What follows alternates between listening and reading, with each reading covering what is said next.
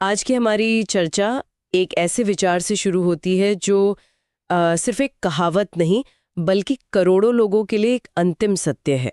हारे का सहारा। हमारे पास जो सामग्री है वो बाबा श्याम की महिमा पर एक भक्त की बहुत ही भावुक और गहरी पेशकश है। इसमें कथराओं से ज्यादा अनुभव और अटूट विश्वास की बात की गई है। बिल्कुल। तो चलिए इसमें थोड़ा गहराई से उतरते हैं। हम सिर्फ ये नहीं समझेंगे कि बाबा श्याम कौन है, बल्कि ये जानने की कोशिश करेंगे कि महाभारत का एक योद्धा आज के दौर में टूटी हुई उम्मीदों का सबसे बड़ा संबल कैसे बन गया, और ये हारे का सहारा होने का असल में मतलब क्या है मनोवैज्ञानिक और आध्यात्मिक स्तर पर। और यहाँ जो बात सबसे आकर्षक है वो ये है कि ये आस्था पौराणिक कथा को एक बहुत ही निजी, एक भावनात्मक अनुभव में बदल देती है। ये सिर्फ एक कहानी नहीं रह जाती, ये एक जीवित प्रणाली है जो लोगों को मुश्किल समय में सहारा देती है। हम देखेंगे कि कैसे एक महाबलिदान ने एक ऐसे विश्वास को जन्म दिया जो आज भी उतना ही प्रासंगिक है, शायद पहले से भी ज्यादा। तो शुरुआत वहीं से करते हैं जहां से ये सब शुरू हुआ। स्रोत बताता है कि बाबा श्याम असल में महाभारत के एक महान योद्धा बर्बरिक हैं। लेकिन ये कहानी कि एक योद्धा देवता कैसे बन गया, ये जितनी बताई जाती है उससे कहीं ज्यादा गहरी है। ये सिर्फ शीशदान की कहानी नहीं है ना? बिल्कुल नहीं। इस कहानी की जड़ तो महाभारत के उस निर्णायक मोड़ पर है जहां बर्बरिक अपने 3 अमोघ बाणों के साथ युद्ध का रुख किसी भी तरफ मोड़ सकते थे। किसी भी तरफ? हाँ, उनकी शक्ति इतनी ज्यादा थी कि वो पूरी सेना को अकेले ही समाप्त कर सकते थे। लेकिन उनकी शक्ति से भी बड़ी थी उनकी प्रतिज्ञा कि वो हमेशा हारने वाले पक्ष का साथ देंगे। एग्जैक्टली। और यहीं पर कहानी में एक बहुत दिलचस्प मोड़ आता है। अगर वो हारने वाले पक्ष का साथ देते तो जैसे ही एक पक्ष हारने लगता वो उनकी तरफ हो जाते। हाँ। जिससे दूसरा पक्ष कमजोर हो जाता, फिर वो उसका साथ देते हैं। ये तो एक कभी ना खत्म होने वाला चक्र बन जाता। आपने बिल्कुल सही पकड़ा। श्री कृष्ण ने जब उनकी इस शक्ति और प्रतिज्ञा को देखा तो उन्हें धर्म की स्थापना के लिए एक बहुत बड़ा खतरा महसूस हुआ। बर्बरिक एक तरह से उस युद्ध के सबसे बड़े डिस्रप्टर थे, एक ऐसा वेरिएबल जो पूरे समीकरण को बिगाड़ सकता था। और यहीं उन्होंने बर्बरिक से वो दान मांगा जो कोई और नहीं दे सकता था, उनके शीश का दान। ये सिर्फ एक बलिदान नहीं था। नहीं, ये युद्ध के परिणाम को सुरक्षित करने की एक, कह सकते हैं, एक रणनीतिक और आध्यात्मिक चाल थी। तो क्या हम ये कह सकते हैं कि जो योद्धा स्वयं युद्ध में भाग लेने से पहले ही अपना सब कुछ हार गया, अपना शीश तक, वही इस बात को सबसे बेहतर समझ सकता है कि हारने का दर्द क्या होता है? बिल्कुल। शायद इसी अनुभव ने उन्हें हारे का सहारा बनाया। मतलब उनकी दिव्यता की शुरुआत ही एक महात्याग से होती है। यही इस आस्था का मूल है। उनका देवता बनना किसी वरदान का परिणाम नहीं बल्कि परम त्याग का फल है। यह विश्वास दिलाता है कि जो स्वयं का सब कुछ दे सकता है वो अपने भक्तों को कभी निराश नहीं कर सकता। और इसी बलिदान ने उन्हें वो दिव्य दृष्टि दी जिससे उन्होंने पूरा महाभारत का युद्ध देखा। हाँ, और कलयुग में श्याम के नाम से पूजे जाने का वरदान प्राप्त किया। चलिए अब इस आस्था की बुनियाद पर आते हैं। जो सामग्री हमारे पास है वो बाबा की महिमा को 3 स्तंभों पर टिका हुआ बताती है: न्याय, धैर्य और विश्वास। ये सिर्फ पूजा पाठ के नियम नहीं लगते बल्कि एक पूरी जीवन प्रणाली की तरह लगते हैं। न्याय से शुरू करते हैं। देखिए, ये जो न्याय का स्तंभ है ये असल में आस्था का लोकतंत्रीकरण है। लोकतंत्रीकरण? हाँ, ये उन सभी सामाजिक और आर्थिक बाधाओं को तोड़ देता है जो अक्सर पारंपरिक धार्मिक संरचनाओं में मौजूद होती हैं। स्रोत साफ कहता है कि बाबा ये नहीं देखते कि कोई अमीर है या गरीब, बड़ा है या छोटा। यहां पहुंचने के लिए आपको किसी योग्यता, पद या जाति की जरूरत नहीं, सिर्फ एक सच्चे दिल की जरूरत है। ये अपने आप में एक क्रांतिकारी विचार है। सही बात है। और दूसरा स्तंभ है धैर्य। जब मैंने स्रोत में पढ़ा कि धैर्य बाबा का सबसे बड़ा चमत्कार है तो मैं थोड़ी रुकी।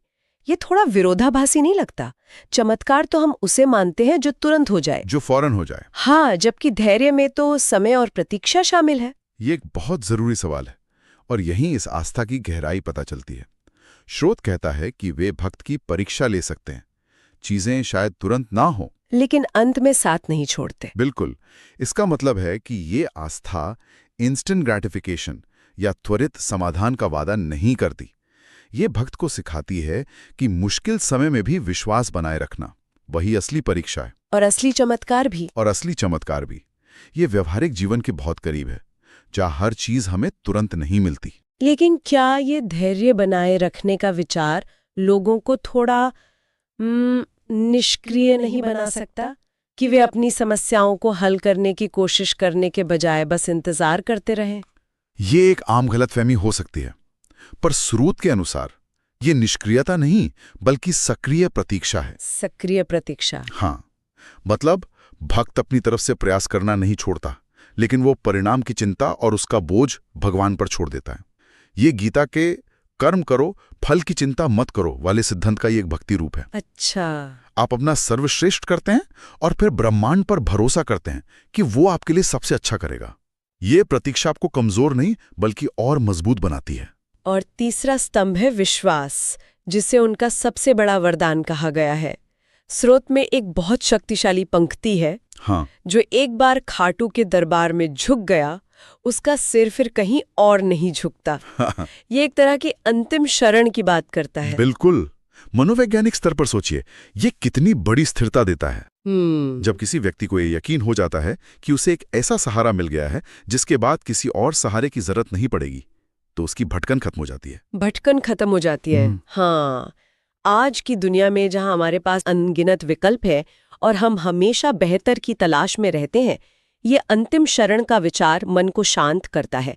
यह विश्वास ही वो वरदान है जो उसे जीवन की अनिश्चितताओं से लड़ने की असली ताकत देता है। ये विश्वास का स्तंभ वाकई में शक्तिशाली है, और मुझे लगता है कि यही विश्वास सीधे उस एक पंक्ति से जाके जुड़ता है जो बाबा श्याम का पर्याय बन चुकी है, हारे का सहारा। स्रोत इस पर बहुत जोर देता है कि ये सिर्फ एक नारा नहीं बल्कि एक जीवंत अनुभव है। ये उस स्थिति के बारे में है जब इंसान सब कुछ हार जाता है, जब सारे रास्ते बंद लगते हैं, कोई जवाब नहीं मिलता। तब जैसा कि स्रोत कहता है, होठों पर एक ही नाम आता है, श्याम। श्याम। और चमत्कार की शुरुआत यहीं से होती है। गुरुन जी, यह अवस्था क्या है? यह सिर्फ हार मान लेना है या कुछ और? अगर हम इसे बड़े परिप्रेक्ष्य में देखें तो ये पूर्ण समर्पण की एक बहुत गहरी मनोवैज्ञानिक और आध्यात्मिक स्थिति है। इसे लेटिंग गो या सब कुछ छोड़ देने का सिद्धांत भी कह सकते हैं। लेटिंग गो। हाँ, जब तक इंसान अपनी समस्याओं का बोझ खुद अपने कंधों पर रखता है, वो तनाव में रहता है, उसका दिमाग संकीर्ण होकर सोचता है। लेकिन जब कोई व्यक्ति अपनी पूरी कोशिशों के बाद हार मान लेता है और अपनी समस्या को एक उच्च शक्ति को सौंप देता है, तो वो मानसिक रूप से हल्का महसूस करता है। तो ये एक तरह का बोझ उतार फेंकना है। हाँ, बिल्कुल। सोचिए एक छात्र के बारे में जो परीक्षा के लिए सब कुछ पढ़ चुका है, अब वो परिणाम को लेकर बहुत तनाव में है।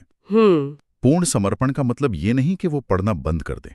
इसका मतलब है कि अपनी पूरी मेहनत करने के बाद वो परिणाम का बोझ बाबा पर डाल दे। मैंने अपना काम कर दिया, अब आप संभालिए। अब आप संभालिए।